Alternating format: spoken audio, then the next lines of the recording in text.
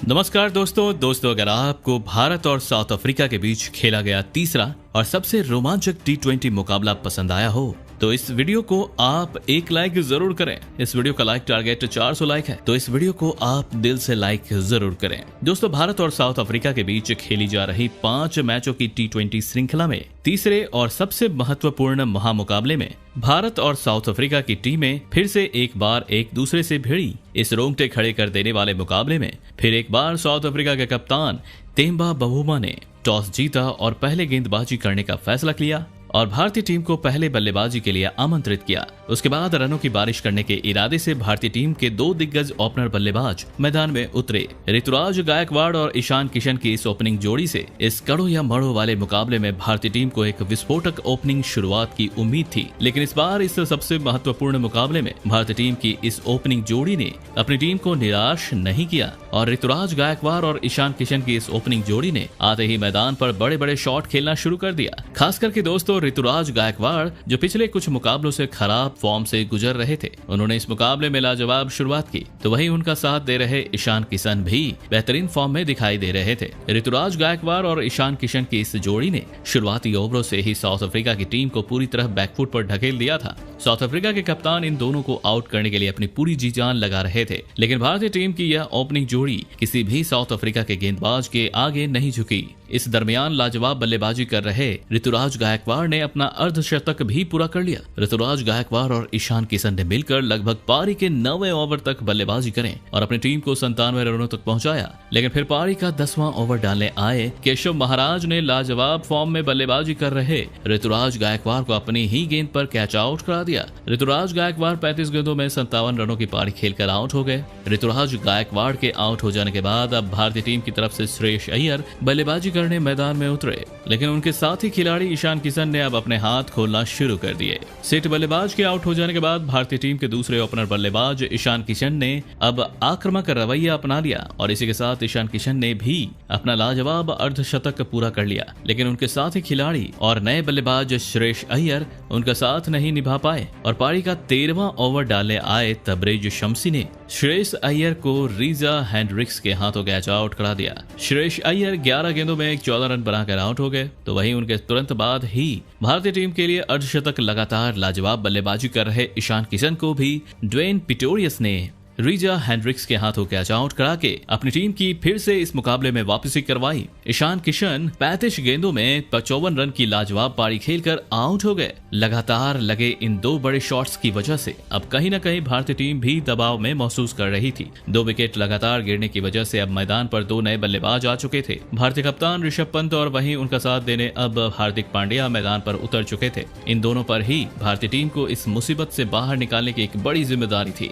लेकिन फिर एक बार भारतीय कप्तान अपनी टीम के लिए कोई बड़ी पारी नहीं खेल के दिखा पाए और पारी का 16वां ओवर डाले आए ड्वेन पिटोरियस ने ऋषभ पंत को तेम्बू बुवामा के हाथों कैच आउट करा दिया। भारतीय कप्तान ऋषभ पंत 8 गेंदों में 6 रन बनाकर आउट हो गए। ऋषभ पंत के आउट हो जाने के बाद ही अब भारतीय टीम का 200 के पार पहुंचना लगभग नामुमकिन हो चुका था। साउथ अफ्रीका के गेंदबाजों ने इस मुकाबले में अपनी वापसी कर ली थी। ऋषभ पंत के आउट हो जाने के बाद बल्लेबाजी करने आए दिनेश कार्तिक ने हार्दिक पांड्या के साथ मिलकर थोड़ी देर के लिए ही सही, लेकिन भारतीय पारी को संभालने की पूरी कोशिश करी, लेकिन दिनेश कार्तिक भी इस मुकाबले में कोई बड़ी पारी नहीं खेल पाए और दिनेश कार्तिक को रबाडा ने वेन पार्नेल के हाथों कैच आउट करा दिया। दिनेश कार्तिक इस मुकाबले में 8 गेंदों में बस 6 रन बना पाए। अब भारतीय टीम का 170 रन भी पार करना मुश्किल लग रहा था, लेकिन अंत में तूफान आया हार्दिक पांड्या का, जिन्होंने आखिर के कुछ ओवरों में ऐसे लाजवाब शॉट खेलकर दिखाए जिसने साउथ अफ्रीका के कप्तान को भी आश्चर्यचकित कर दिया। हार्दिक पांड्या ने इस मुकाबले में 21 गेंदों में 31 रन बनाए और इसी पारी की बदौलत भारतीय टीम 179 रनों का लक्ष्य साउथ अफ्रीका की टीम के आगे रख पाए। उसके बाद भारतीय टीम से मिले 180 रनों के विशाल लक्ष्य का पीछा करने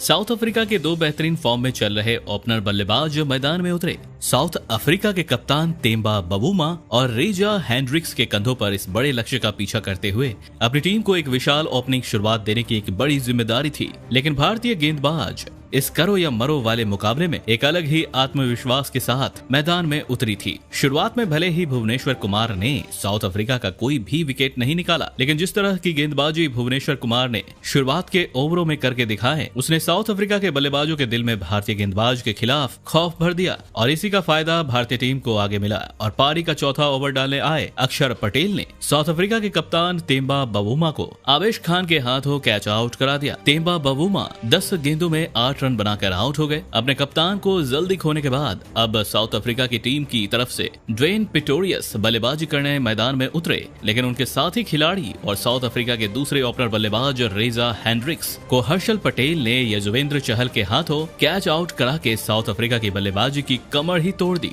रेजा हैंड्रिक्स 20 गेंदों में 23 रन बनाकर आउट हो गए। एक के बाद एक दोनों ही ओपनर बल्लेबाजों को आउट कर देने के बाद अब भारतीय टीम की गेंदबाजी साउथ अफ्रीका की बल्लेबाजी पर हावी होती दिखाई दे रही थी। विकेट गिरने के बाद अब साउथ अफ्रीका की टीम की तरफ से विस्फोटक बल्लेबाज रासी वंडर दुस्से बल्लेबाजी करने मैदान पर उतरे, लेकिन पारी का 7वां ओवर डालने आए यजुवेंद्र चहल ने इस साउथ अफ्रीका के बल्लेबाज को भी ज्यादा देर तक मैदान में टिकने ही नहीं दिया और यजुवेंद्र चहल ने रासी वंडर दुस्से को ऋषभ पंत के हाथों कैच आउट करा दिया। रासी वंडर दुस्से 4 गेंदों में बस एक ही रन बनाकर आउट हो गए। अब इस मुकाबले में भारतीय गेंदबाज ने साउथ अफ्रीका की टीम को पूरी तरह बैकफुट पर ढकेल दिया था, लेकिन भारतीय गेंदबाज यहीं पर रुकने वालों में से नहीं थे और उसके तुरंत ही बाद ड्वेन पिटोरियस को भी यजुवेंद्र चहल ने ऋषभ पंत के हाथों कैच आउट करा दिया। ड्वेन पिटोरियस 16 गेंदों में 20 रन बनाकर आउट हो गए। अब साउथ अफ्रीका का यह मुकाबला जीतना लगभग नामुमकिन हो चुका था, लेकिन अभी भी साउथ अफ्रीका के सबसे विस्फोटक बल्लेबाज हेनरिक क्लासेन और डेविड मिलर अब बल्लेबाजी करने मैदान में उतर चुके थे। अब इन दोनों के कंधों पर ही साउथ अफ्रीका की जीत के आखिरी उम्मीद टिकी हुई थी, लेकिन इस महामुकाबले में भारतीय गेंदबाजों ने इन 2 विस्फोटक बल्लेबाजों को भी मैदान में सेट होने का मौका ही नहीं दिया और पहले तो डेविड मिलर को पारी के 11वां ओवर में